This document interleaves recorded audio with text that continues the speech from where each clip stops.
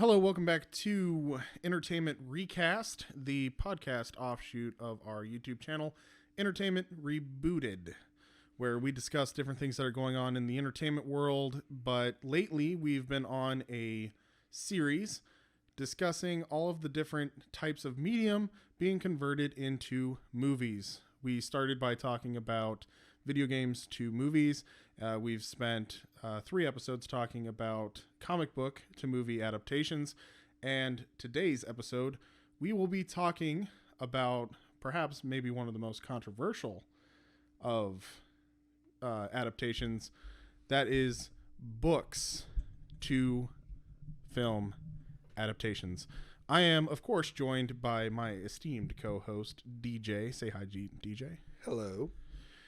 DJ, we are talking about books, the magical, wonderful world of books, the place that I lived most of my childhood to escape from the harsh realities of Midwestern America. Oh, goodness. So anyway, overall, DJ, what do you think about books being turned into films? What is your general, if a film is coming out and you learn that it is based off of a book, what are your impressions immediately? Generally, failure. Okay. Why? The problem with books to film, we've talked about, I'll go a little bit, kind of a review a little bit what we talked about before because it's relevant. So the first one was video game to movies adaptations. You're talking a visual medium to a visual medium. Right. The biggest drawback to video games to movies is that the player's in control goes to you have no control over the narrative.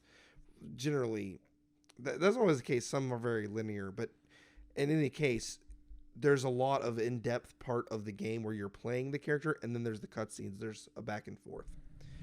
With comics to film, it's another visual medium to a visual medium. Mm-hmm. You're seeing the action, you're seeing things, there's colors and things involved, and that the biggest drawback you kind of have from comics to films is really suspension of disbelief and tone. Comics tend to be very bright, colorful to differentiate what's going on the page, to highlight characteristics, stuff like that. Makes it hard to make into film. But other than that, the two forms are still going. You're still visual to visual. It's still a similar medium. Right. Books is the big exception here.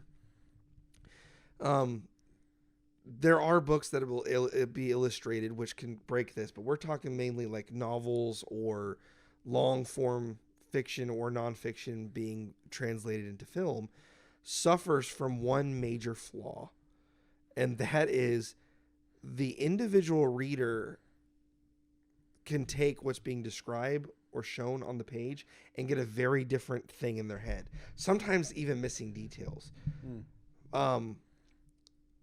A great example to start this off would be the Harry Potter series. There's a lot of characters that when the films came out, people did not expect to see the characters the way they came up. Some people were like, oh, Hermione's perfect. Someone else is like, she looks nothing like the book. Someone else is like, some people were like, she's not even the right skin color. You get people that have made an imagination of, they created this character in their imagination. The world building, the train. There are some pictures and the book covers, the material that gives some forms to these characters. Right. But in the, especially side characters that aren't featured on the covers or in the artwork. Or who aren't featured at all in the film. Exactly. Like what was one? Peeves. Oh, I don't know who you're talking. I forget his name. He was a ghost, but he was actually pretty heavily featured in the first few books. No. He was like a trickster. Oh, okay. I know you're talking about. Yes. Yeah, I think his name was like Peeves or something like that. Yeah. He didn't show up at all in the films. Yeah. So you've got ideas of this world, the characters, the imagination. You've come up in your mind what it looks like, and you have millions of different people that have a unique view of this world. You have 1 million different versions of this film that you have to make into one film. Now you will have 1 million people disappointed that it doesn't look like what they expected. Right. Now, that may not matter to most people, but it does affect their viewpoint. Over time, most people will associate the characters in the books according to the film if they get used to them. Or if they came to the film first. Yeah, first. And the film started coming out before the books were finished. So there are going to be people who started seeing the characters from the films and the books if they did both simultaneously. So that will happen. But there's already that shocking disappointment of differential of characters and storylines and things not being quite what they expect. And so when I first hear a book is being made to a film, that's what I think about, is all the people that will be disappointed because it's not what they expected. And then the other major shortfall is time limits. You have to turn a novel that could take several hours to read with lots of different plot points and background characters and people you can throw away into a 1 to 3 hour film. Right. Lord of the Rings did this by just making characters that appeared once. They took existing characters that were more mainlined and put them in those positions, spread them out. Okay.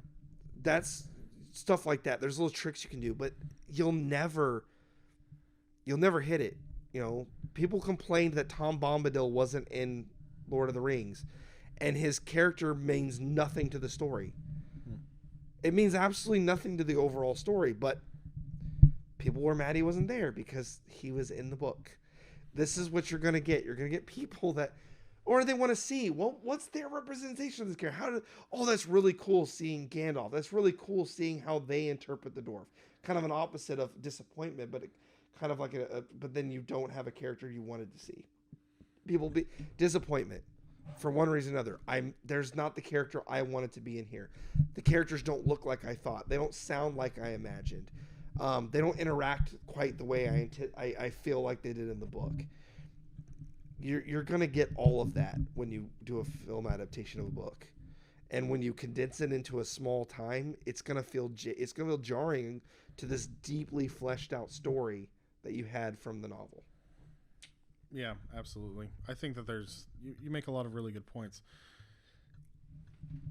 Usually, in general, if I see that there's a movie being made from a book, I think a couple of different things. One, either the book is just a rehash of a different story. It's just popular fiction. It's not necessarily going to be that great of a story. It's just what was selling at the time. You're going to have a lot of fans that are disappointed and angry at the adaptation and the different choices that are being made. But the other thing is that I'm the type of person that if I hear a film I'm interested in is based off of a book, I tend to read the book so I can go into the film with my own ideas and stuff. That is coming off. That's fair. That's perfectly fair. Yeah. So yeah, if you're coming into the film with a preset bias, that's going to greatly affect the way that you see things, the way that you act about it. Yeah. The way that you but on the other side of the coin is people who have never read the book. Because I'll give a counter question to your question there. What is the point of making a book into a film? What's the purpose? So I kind of hit on this a little bit with comic book and video game adaptations. Studios in Hollywood like to think of entertainment as a bit of a tier. Okay, so you have the lowest tier being written novels. And then it goes a little bit higher to a play adaptation. And then a television series.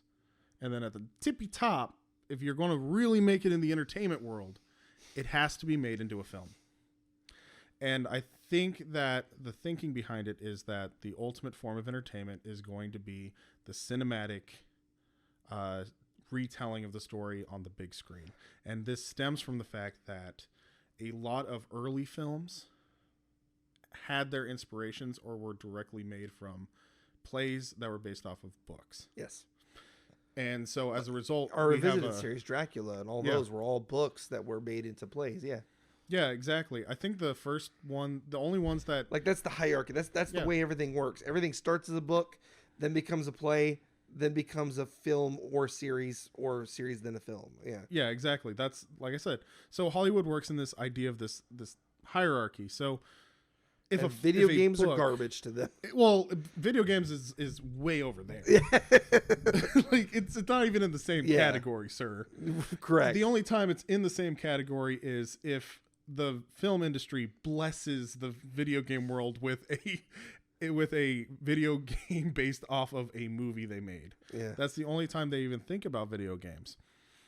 But it stems from this idea that that's the ultimate treatment that you're going to get is you write books to make movies. And if a book is successful, it'll immediately translate to success on the big screen. There's a really good strong point to that because authors don't make a lot of money. Even if you have a successfully selling series, you don't generally get rich as an author. No. J.K. Rowling made a bunch of money because her books were made into films. Exactly. And she became a billionaire because of the films based on her books, not the books themselves. Right.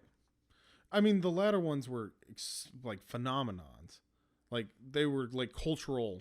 Yes. Like huge. But you're right. She didn't start making a lot of money until they decided to take her book and turn it into a movie. So the idea, though, kind of just stems, like, it continues on. It's always kind of been there, but it continues on in other ways. Like, think about, like, To Kill a Mockingbird was made into a movie. Most people don't think of To Kill a Mockingbird by just the book. They think about the classic film. Wizard of Oz. Nobody thinks of it as the book anymore. There's a really good point because the Wizard of Oz has like 40,000 sequels. Exactly. There's a ton of books in that universe. Yeah, people think there's only one because they made one movie. And Wicked is a sequel, which, once again, got a little higher up, and it's a play. And it's not quite good enough to be a movie. No, but not only is it a play, it's an artistic retelling from a different point of view, which makes it even more artsy. Exactly. I agree with you on that point. I didn't even actually consider that really. That part of it was like the Hollywood just has a hierarchy. My thoughts on it too, that's really the reason that Hollywood has this idea that their medium is the best way to tell a story, and every other medium is beneath them. Think about the ease of consumerism. What's the easiest form of media to digest? Film. Exactly. It's short, sweet, to the point. Exactly. You take an entire book. People talk about a 3-hour film being long, but that's way shorter than a book or a series would be based on that same thing, or even a play. Yeah. A play would be 4 to 6 hours with an intermission. Because they have to change the sets physically. A film has the set change on camera. Yes. So a film is actually other than just like spark noting it or like getting it from a YouTube like rehash, the most efficient way to get a piece of entertainment in its truest form would be in fast is film. You're right. And it has the easily digestible. Yeah. Also, it has the highest production value. Yes. So it'd be easiest to just consume it visually. So, you could talk about like TV series and things like that. But TV series require an investment. Yeah. Especially if it goes more than one season. If you have a single season television series or like a television special miniseries that runs for like, say, 8 hours, that's not going to kill you. You could do that. But if you talk about like, 5, 6, 7, 8, 9, 10 seasons of a show, you now have a massive investment you're looking at. Oh, yeah, absolutely. A film is done. A film is one and done. You put the film in or you sit in the movie theater. By the end of the movie theater, you have consumed the media. So my answer to that question was going to be expansion of audience. That too. That is a part of it, but your reason actually gives your reason is the why. Mine is actually the how. Yep. The true reason why, you're right. The why is because films are easy to get people to get into. They're easily consumable. They're short, sweet, to the point. They make a lot of money very quick, and it's just easy. It's easy. That's what it is. It's easy. Yeah. And I will not lie, it's fun. Yeah. Seeing a plot build up and roll out in just a few hours can be very roller coaster, very entertaining if it's done well. If it's done poorly, if it's done poorly, it doesn't hurt worse than any other thing because, well, at least it was only a couple hours. If you go to a play and it does it poorly, you're in there for a long time for it to suck. You know what I mean? Well, and the other thing too is that a movie theater is an entirely different experience. Yes. Like a lot of people talk about like the reason movie theaters are failing is because of the atmosphere. You can watch it from home and do all of these different things. The movie theater experience in and of itself is probably the best way to watch a lot of films because they're made for them. But they have a point.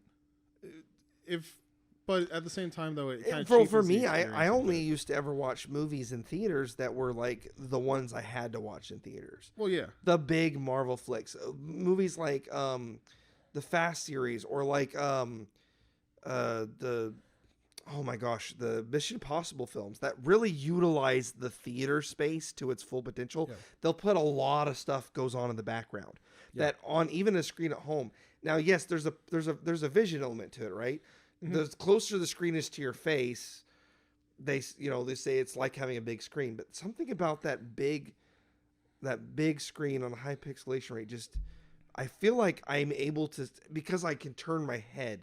When I have my phone up against my face, yeah, it's close, but I can't see the detail. For some reason, the theater just does a way of letting me see the details in the backgrounds in a way I don't get any other way. Oh yeah. Even my little home theater, like, it's just not the same. If I sit in the middle of a theater, right at that screen point where it's like my peripheral vision is still in the screen, mm-hmm.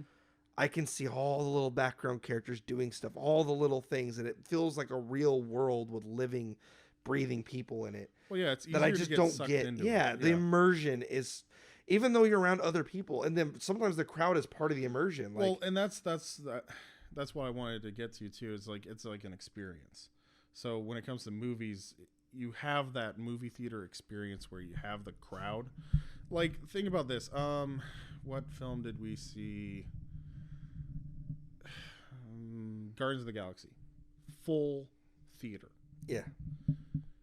As a result, the jokes came off funnier. Yes. Because everybody's like reacting. a laugh track. It's like a laugh there's track, a lot it's of live laugh track. There's a lot of shows that if you took out the laugh track, probably wouldn't be as funny, because you're like, it's like joke hits, and because other people laugh, you feel like laughing, and it makes it feel more genuine. Yeah. You take the laugh. I've done this. I've taken some shows. You take the laugh track off, and you don't laugh as much. In fact, some of the jokes are like, ugh. But because other people are laughing, a character comes off as a psychopath. Yes, because that's the funny part. But when other they people don't have the track, they're not comfortable. But with the track, you get empathy laughter, and it feels funnier. You get the emotion of the funny. A movie theater does do that. Yeah, you get or like the cheer or silence.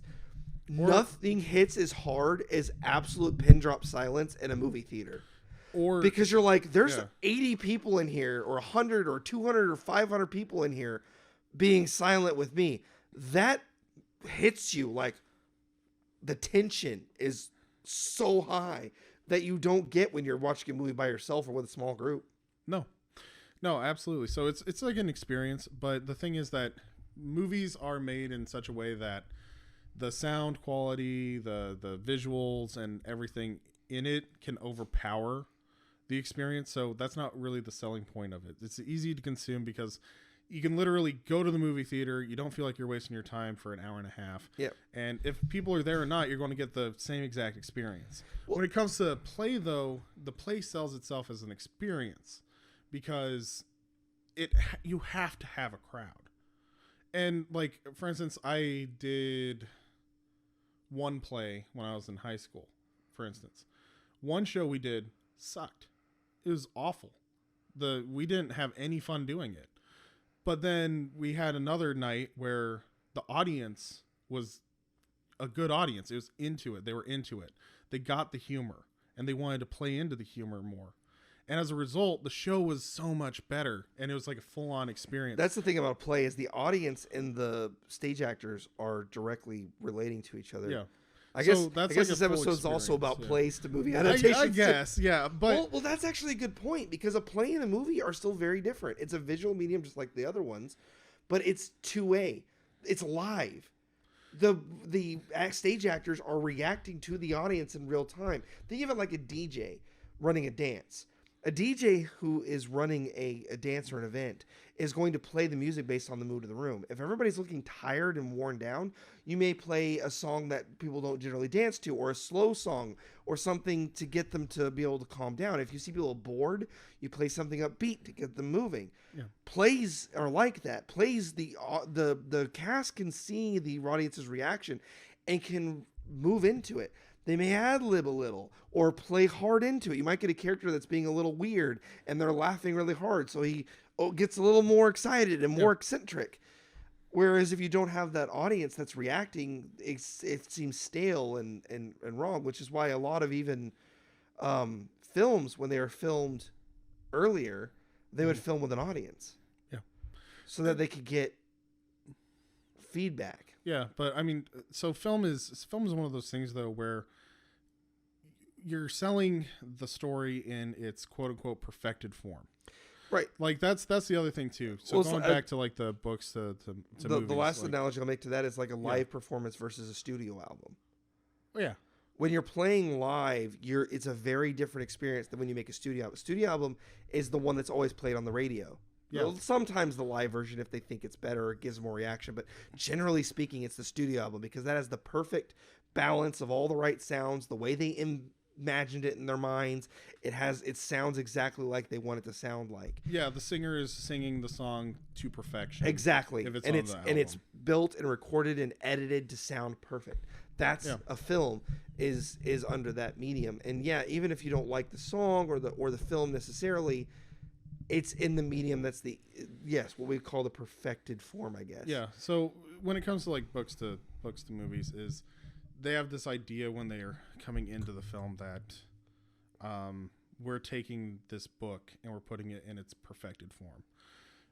Every time that you put in Lord of the Rings, it's going to play the exact same way. It's going to sound the exact same way. All the lines are going to be delivered at the exact right way.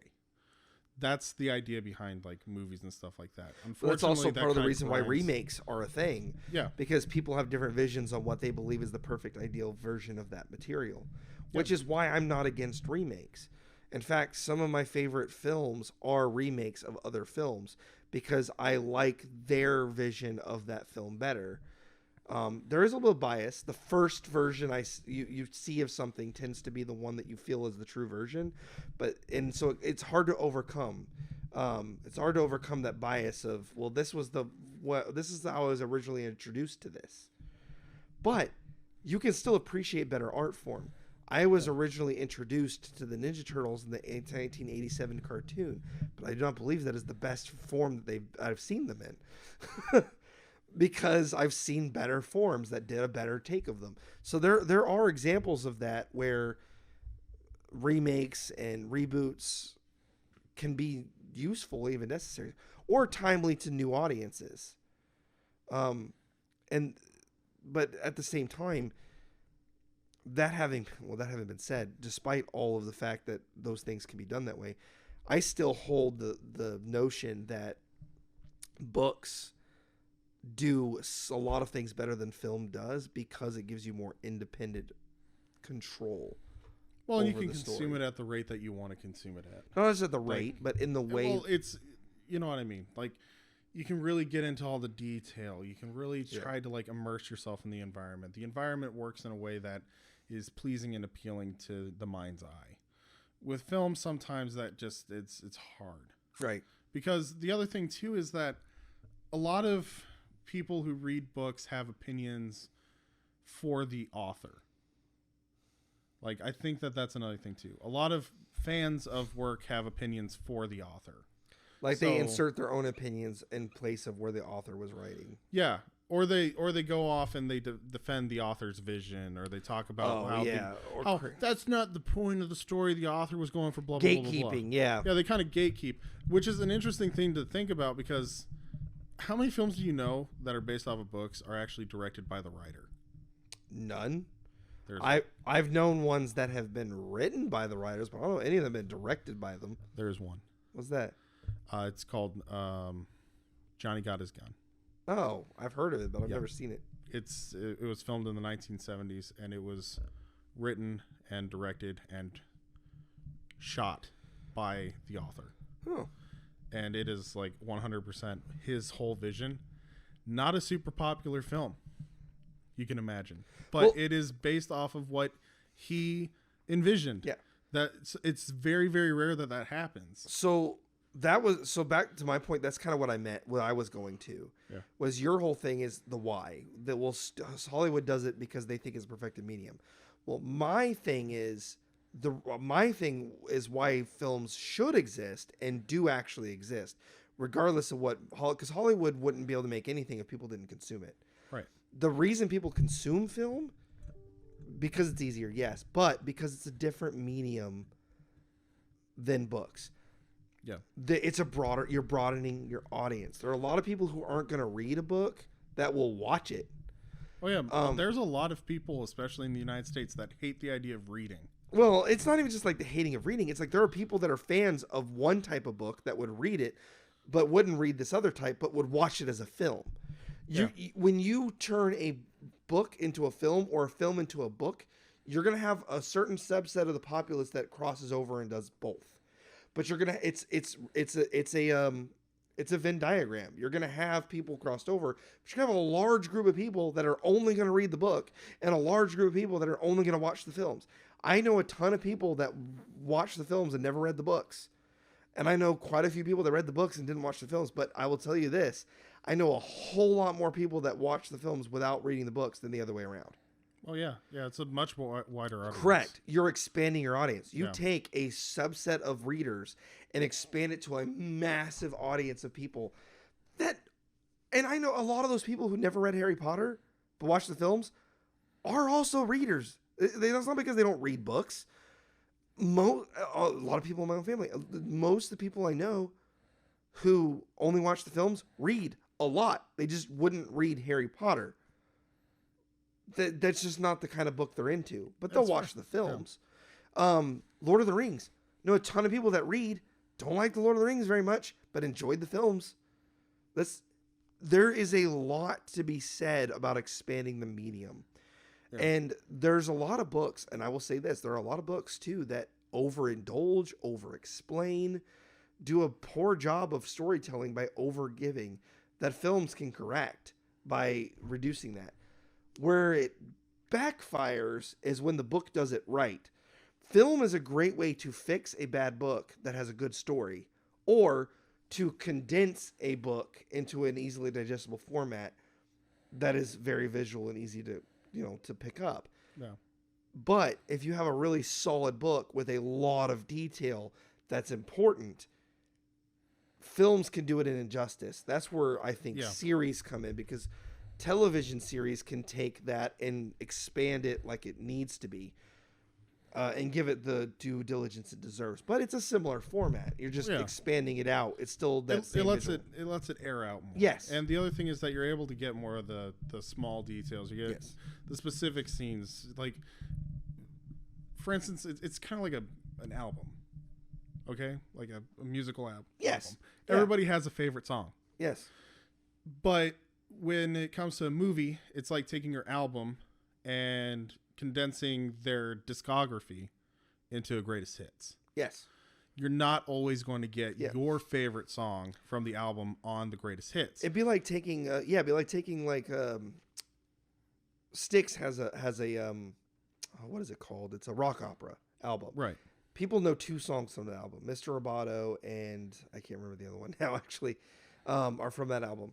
But it was like almost everybody knows Mr. Roboto. And people know nothing but this know that song. It's a very popular song. But I'm a fan of that entire album. I like that album. I've actually met a lot of people who like that album who think that Mr. Roboto is actually the worst song on that album. I can kind of get behind, but either way, not to like piss off every fandom on the planet while we talk, but we've already done that. Right, but it's like taking that. The book is the whole album in its entirety and what it is.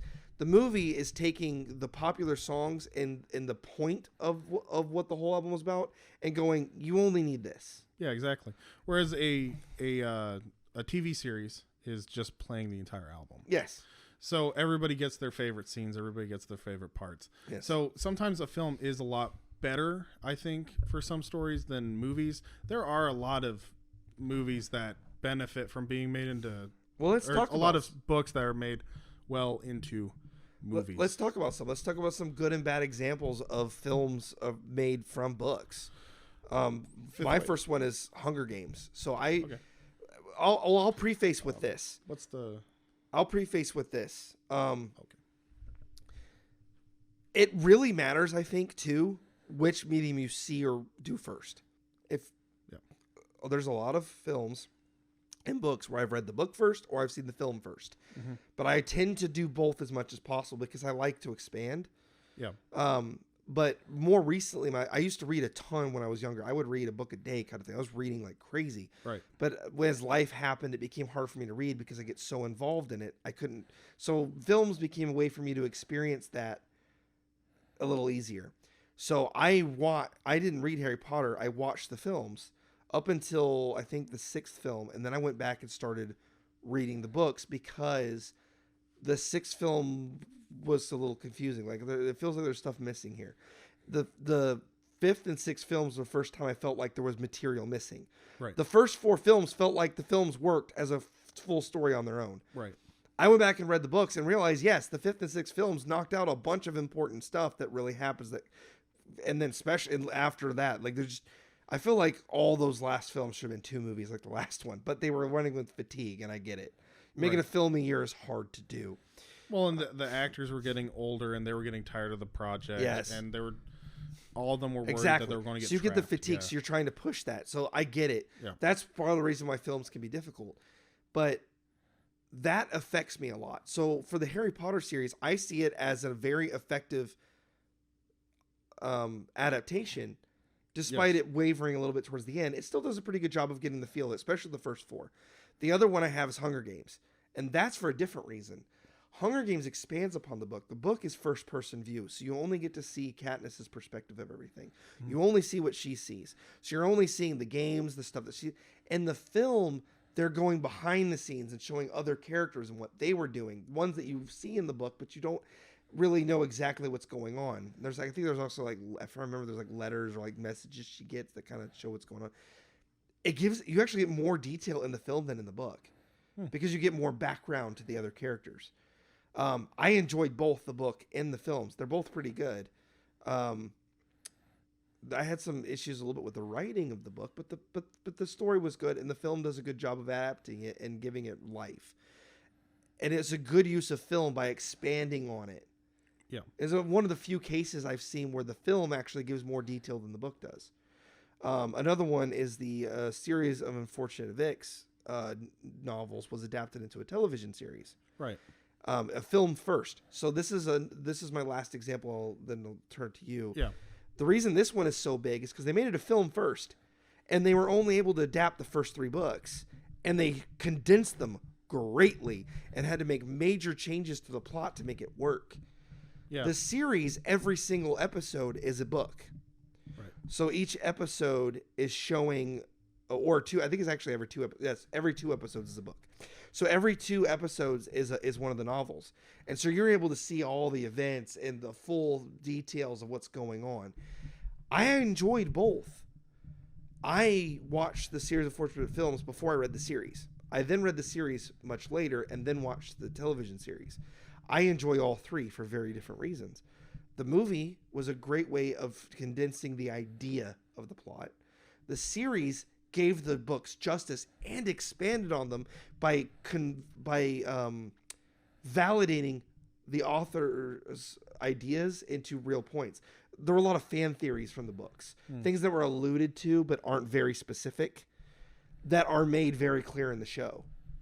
Like, it's confirming, they were confirming the rumors. And it was like 30 years after the books were written, or 20, I can't remember how long it was, after the books were written, fans finally got it was almost like rewarding. Like, hey, you've been good fans, you've waited, here's the answers you've been looking for. And that's a really fun way. Like, you adapt it in a way that's interactive. Yeah. So those are just like 3 examples of where it was done really well, in my opinion, for varying reasons. What about you? As far as like good adaptations. Yeah. Like ones I've enjoyed. Well, I mean, you can do bad ones too. I just happen to focus on the good ones.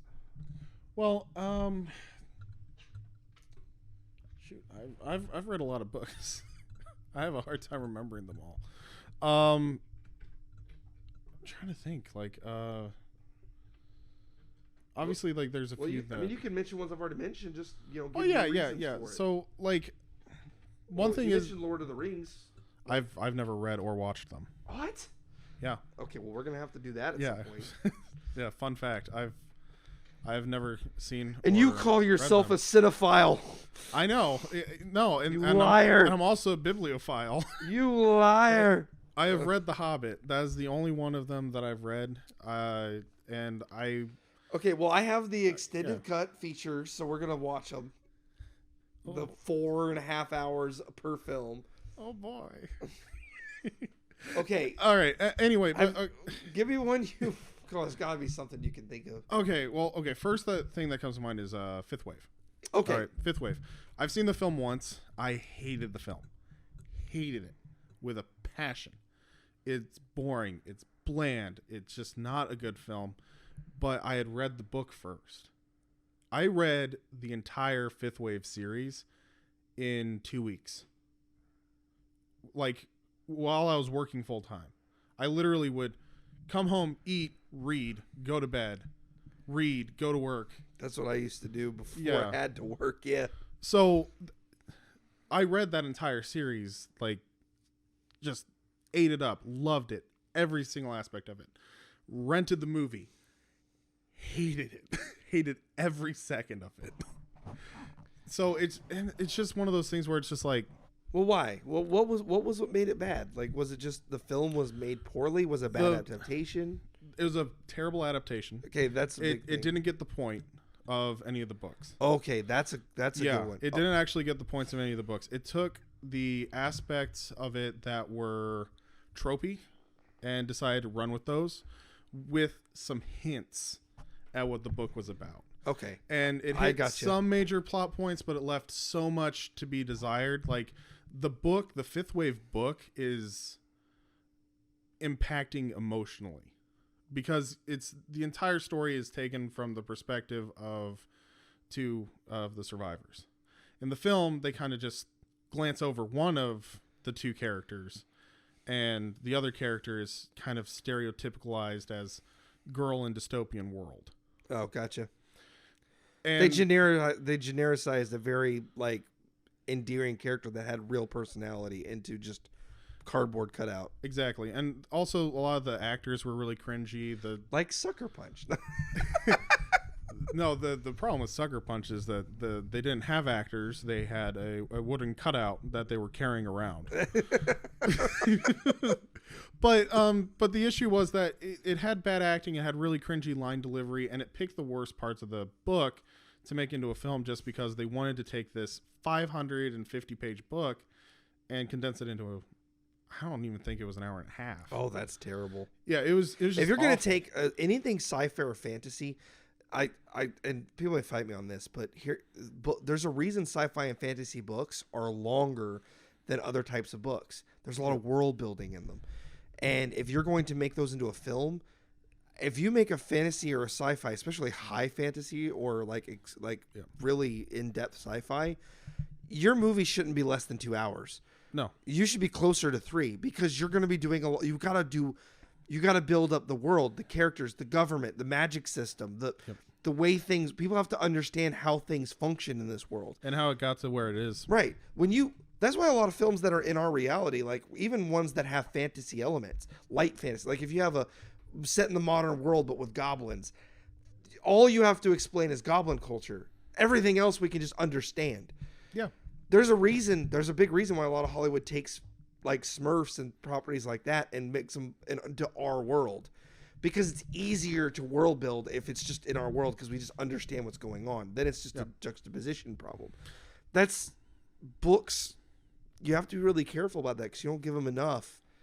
You can suffer from like the confusion of people just trying to figure out what's going on in your world. Well, yeah, or they start taking your tropes and they start assuming parts about people's characters, and it affects how you view the character in general. Like like I said, I forget her name, but the main character of the Fifth Wave is a really complex character, and she's kooky because she's been alone.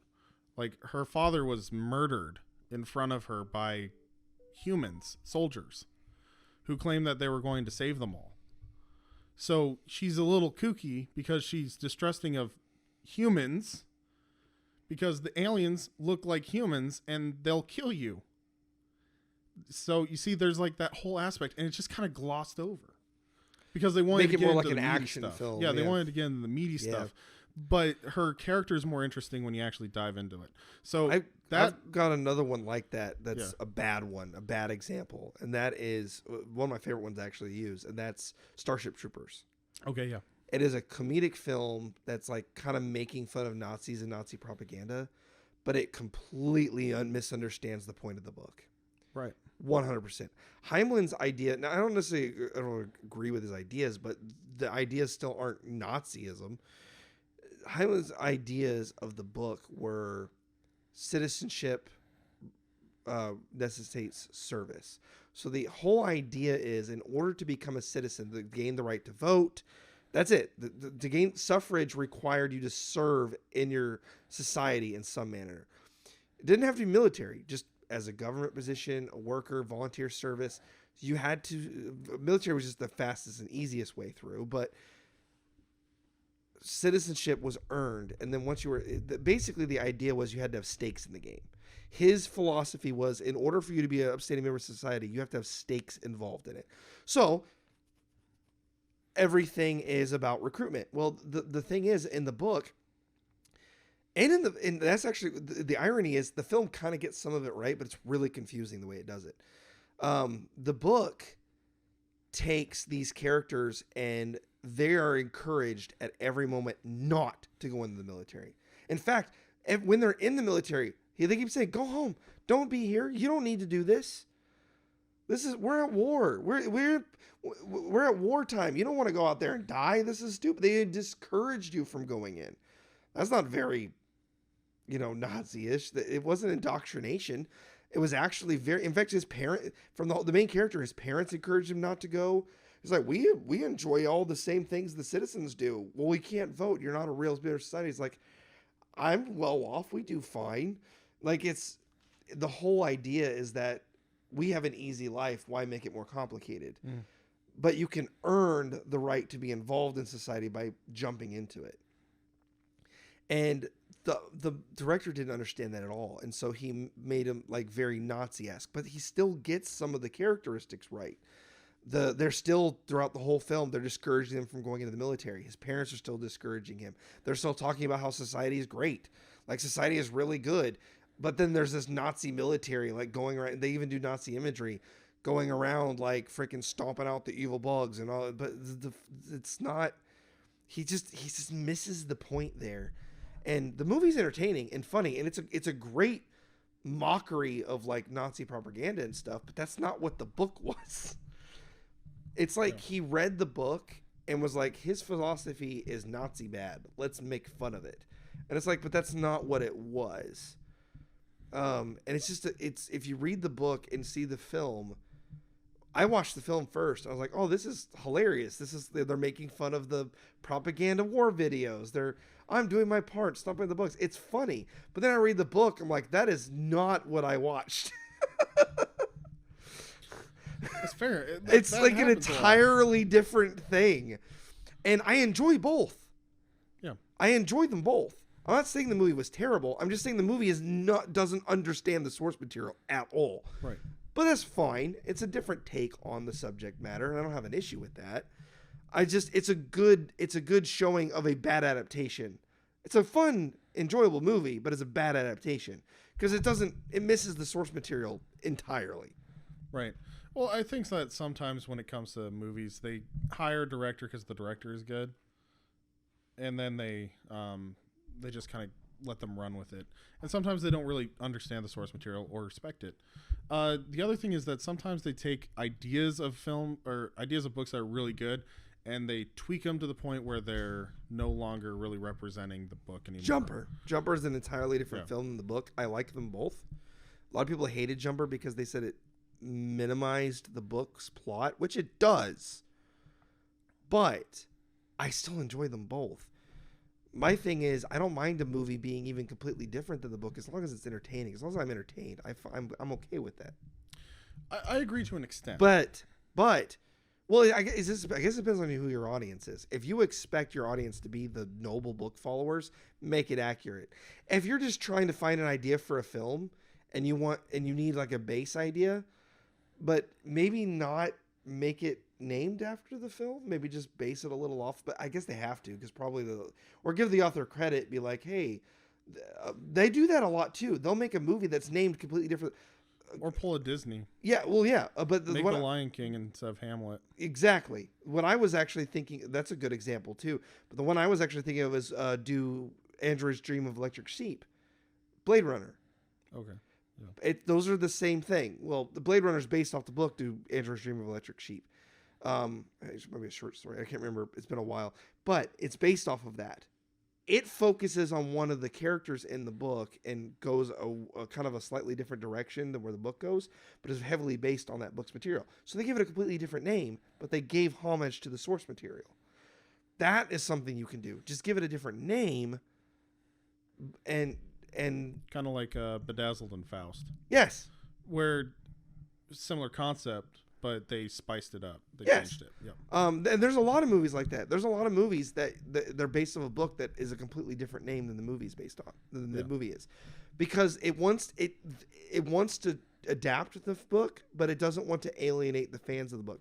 Hey, we are inspired by this piece of material, but we found that our film is so different, we don't really want to name it the same thing. We're going to give it a different name. Makes sense. That's a way you can do it as well.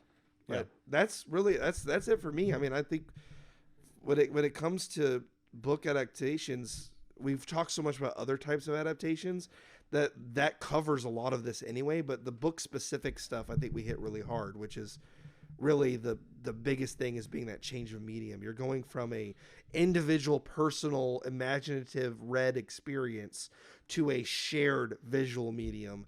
It's a very, very different, very not exaggerated, a very strong, harsh change of environment between those two forms. Oh yeah, it's massively different. The other thing is that, like,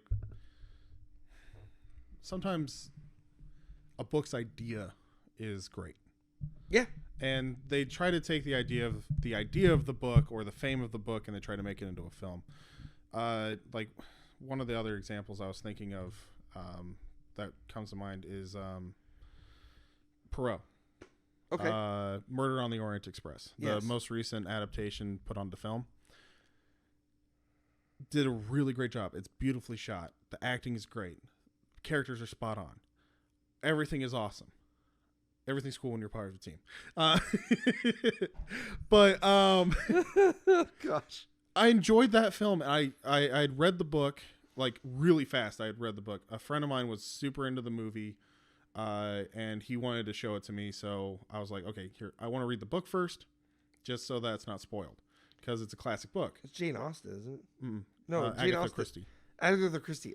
Yeah. Oh my gosh, Jane Austen is Pride and Prejudice. Yeah, Agatha Christie. That's what I was thinking of. The famous. Wow, I'm gonna get hit for that.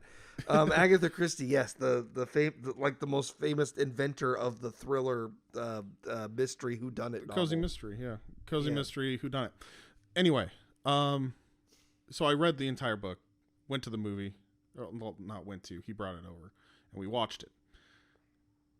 All of it was awesome. Enjoyed all of it. And then they made a chase scene on a train that is stopped in the middle of nowhere because it is snowed in. But they had to have a chase scene where he's trying to confront the killer. And he's getting shot at, and there's action and the intense music and everything like that. And they added this like 10-minute long scene to the story for the sake of excitement, to make him more of an action hero. That's a Hollywood problem where they think that people only blood can only pump if there's action on the screen. But we watched the movie Nefarious, and there's no action in that entire film, and my blood was pumping the whole freaking time because it's intense. And the thing is, like, Murder on the Orient Express is a mystery. The point of reading the book is you're trying to solve the mystery. You're going along with Poirot, and you're trying to understand Poirot's logic because he's a bit eccentric, while also forming your own opinions. And Murder on the Orient Express has one of the greatest twists in literature. Like, just period. Yes.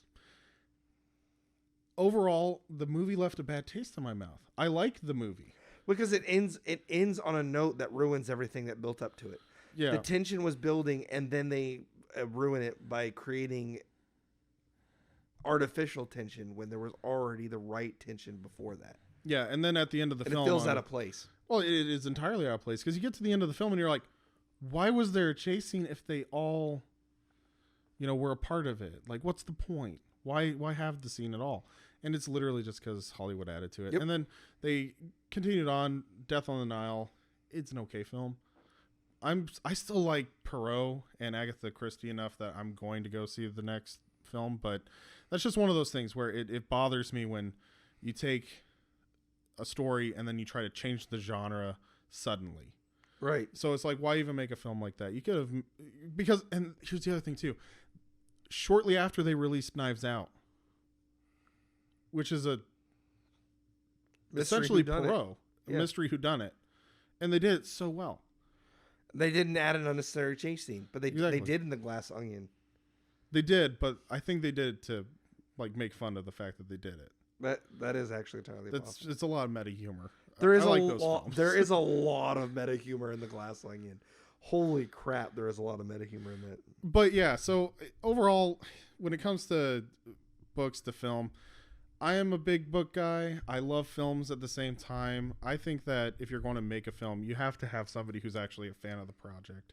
You have to have somebody who's a fan of the books in order to really get the story done well. Most of the time when you see a good film that's based off of a movie, it's by somebody who enjoyed the series or enjoyed the books. Or, don't make it into a movie, make it into a TV series. Perfect example, Jack Reacher. That first book is really, really good. I do not know how you would make that book into a movie. You wouldn't? Exactly. So or you'd have to leave out major plot points that make it what it is. It would be a shell of itself. Exactly. I contend that there are books that were never meant to be a film and never should be. Right. Unless you want to make something that just takes the shell of what that is and makes something else. That's different, though, than adapting that into a film. There are certain books that I just don't think will ever be meant to be adapted into film. Right. That's just a reality that people will have to get used to. Like, your favorite book may never be a film because everyone or if it is a film, it's not going to be a good one. Yeah. Now, you can always be surprised. You can see a film made into a book made into a film and it work, but I can give you 1,000 examples where it fails. Aragon, Golden Compass. These were two films that were made out of the first book in a series that lost the complete plot, and understanding of what it was all about. Just completely missed the point. The focused on all the wrong stuff. You're gonna get a lot of those.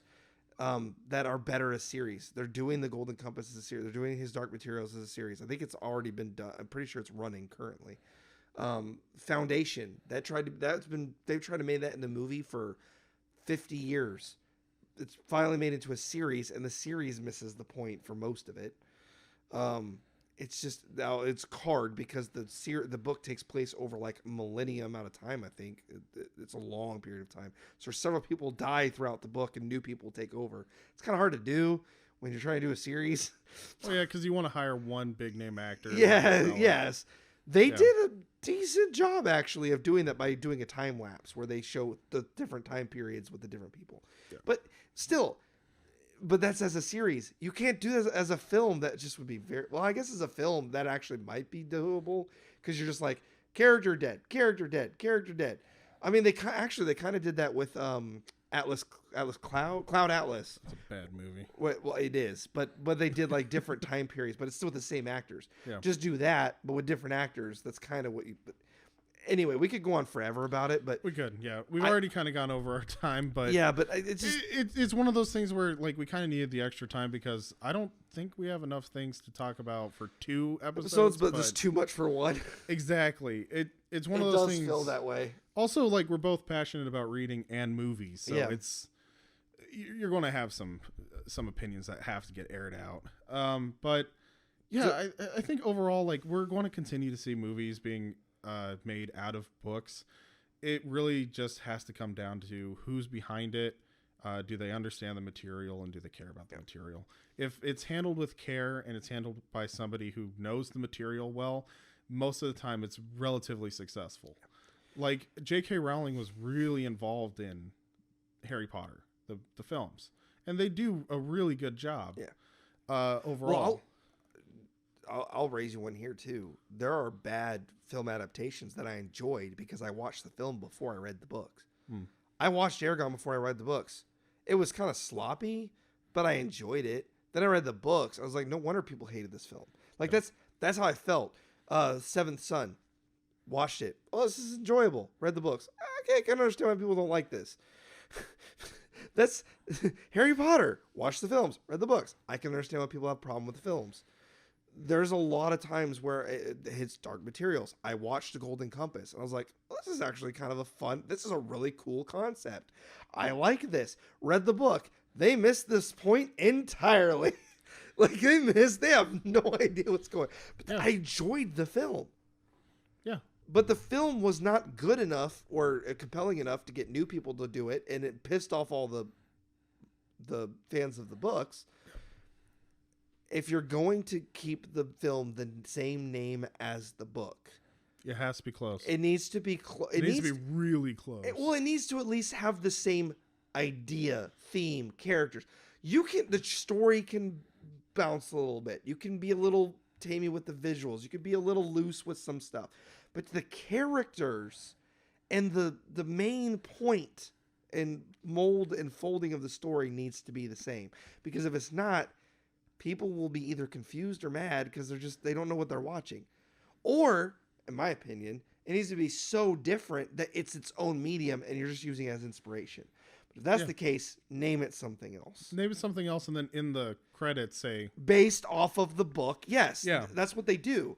Like, that's what they do in Blade Runner. Based off of the book, Advanced Stream of Electric Sea by so-and-so. Based off. Not an adaptation. There's a difference between basing a film off of a medium and adapting a medium. If you're basing it, you're taking key elements, the world building, characters, any one thing or any combination of those things, and recreating it in film using those elements. Yeah. An adaptation is taking what was written and putting it into film form in its purest form that you can do. Yeah. You're going to have to leave stuff out. You're going to lose stuff. You can't take a large novel and adapt it without leaving some stuff out. And a lot of films that are done well, you're leaving out like the thinking. And a lot of books, a book that's thought heavy where there's a lot of thinking, you may not have as much of that. You're showing what they're by what they're doing. Or world building is a good example. In a sci-fi book, you may spend an entire chapter describing the world, whereas in a single opening scene in a film can set the tone. Yeah. You walk into a room and there's a galactic council right in a space station and they're going through a government procedure. You now understand a lot about this world without having to do a lot of telling. Well, in 10 seconds, you got a chapter of a book. Yes. And it also depends on your writer and stuff like that. And you can also talk about different things like some films work well because the material itself adapts well. Some books just aren't good for film. Like ones that are super duper high imaginative, really has a lot of different, or have a ton of dialogue or a ton of internal dialogue. Yeah. Or it has a very like specific theme and you have to have paid attention to the book to get to the end of the theme. It's not going to work well. Whereas a lot of other books, they take so much time and they write it. Some writers, especially modern day writers, write books like movies. And they're usually relatively successful. A lot of teen books actually are written like and that's not a bad way to go. It's not. Like if you're trying to diversify your audience, a good way to do that is to write a book like a film, because It's easy to digest. It's easy to follow. Sometimes, but there is a place in this world for complex books with written stories. I think our point here is just don't expect your favorite book to be made into a film just because it's popular or it's good. It may not be adaptable, but but often those books make good series. Right. Because you can give it the time it needs. Exactly. And it's just a thing. We'll always have books being made into movies and movies.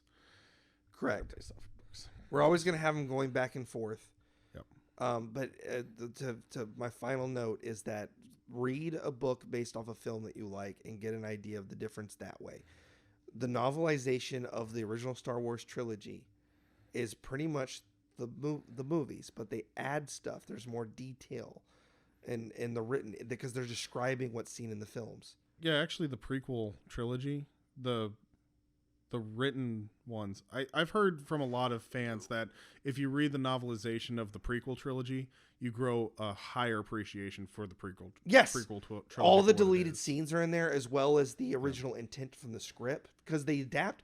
The books are adapted from the script before the films are released. Yeah. So it's all of the raw material without the editing and the cuts and stuff. And they'll usually do multiple editions as well. But yes, the book adaptation of film is going to, because you're going to see what the characters are thinking. Mm-hmm. And so something that you may have interpreted one way when you watched it, you may get a different idea from something in the novelization. Right. Some characters that come off as annoying, you have full control of the way you see that character. So they may be less annoying. Others may be more annoying. One of the things I've heard said about the novelization is Jar Jar is not. It doesn't. Jar Jar means very little in the. He's just another alien character in the novelization because he doesn't stand out. Yeah. Whereas he's heavily featured in the film. Yeah. Well, he's heavily featured in the book too, but in the book, well, I mean, he doesn't hit the same. He's a visual spectacle for the film. Correct. That's what I meant. Yes. Is that George Lucas made it a point to show Jar Jar. Correct. Because he was a visual spectacle. Whereas in the book, all of the antics that he does when they're written out aren't nearly as frustrating. Because this is like, oh, look, Jar Jar's doing a weird thing. Anyway, that's actually the problem. George put him so far into the forefront. If he was he could be just as silly as he was if he was in the background. Yeah. But you put the silly character in the foreground. You focused on him, which made it hard to... It's like you're trying to watch a serious moment and he's right in front of you. Whereas if you watch a serious moment and he's in the background, movies do that all the time. A serious moment with something silly going on in the background. It gives a little bit of humor and lightheartedness to a serious thing. That works if the silly is in the back. But the silly is in the front, it ruins the moment. Right. That's a great example of the novelization and films the other way. So that's a good way to see novelization. If you're concerned about novels going to films and what it might be, read some novels based on films and you can see the same problem in reverse and why it is that it's sometimes hard to make those adaptations work. Yeah. Unfortunately, when it comes to films, a lot of things get lost on the cutting room floor. That is correct. But anyway, I think that we have talked long enough. Hopefully y'all enjoyed this episode. Thank you so much for listening. If you like this content, be sure to let us know by leaving us that big old thumbs up. And let us know in the comments what you think about novels to movies and what is your favorite movie based off of a novel, or what is your favorite movie based off a novel that you like to bash on. Otherwise, be sure to share us with your friends and family. I'm sure if you appreciate us, they may appreciate us too. Otherwise, stay connected with us at Facebook at Entertainment ReBooted. We like to drop a lot of different content, articles, and box office recaps and keep you guys informed on what we are doing as a channel. We also like to poke fun at people on X, formerly known as Twitter, at Exposition Cycle. Otherwise, I think you have heard from us enough until the next video, that is, and we will see you there. Thanks for listening.